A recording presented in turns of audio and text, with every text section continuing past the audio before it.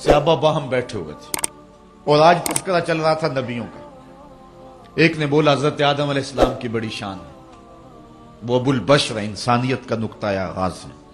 دوسرا بولا بالکل ٹھیک کہا تم نے، لیکن حضرت ابراہیم علیہ السلام کا مرتبہ کون سا کم ہے؟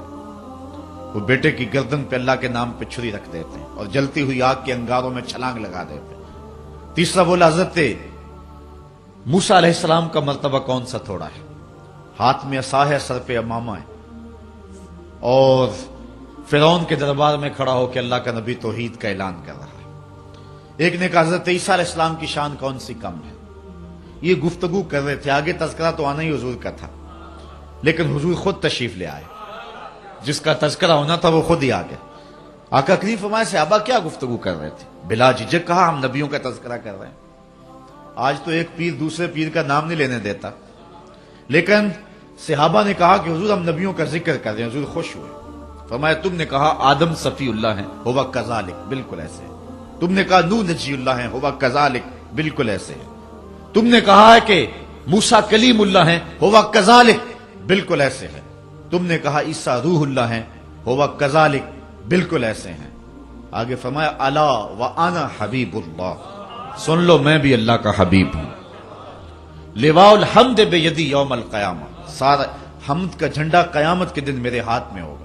اور یہ جتنے نبیوں کا تم تذکرہ کر رہے ہو، آدم علیہ السلام سے لے کر کے حضرت عیسیٰ تک، یہ سارے کے سارے نبی میرے جھنڈے کے سائے تلے ہوں گے. ولا فخر، اور اس پہ میں فخر نہیں کرتا. یہاں ملا علی قاری نے مرقات میں بڑی خوبصورت بات لکھی.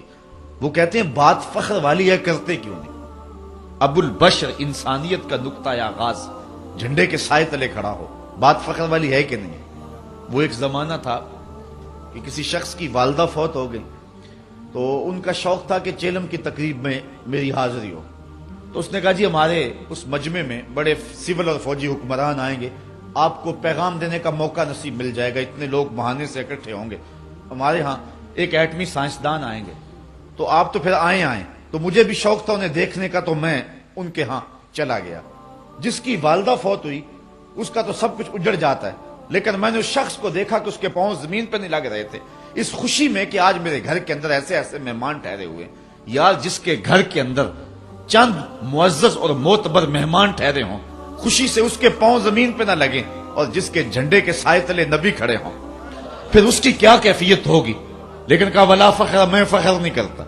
ملا علی قاری بولے ابو البشر، انسانیت کا نقطہ آغاز، جھنڈے کے سائے تلے، لیکن ہے ولا فخر، میں نہیں فخر کرتا.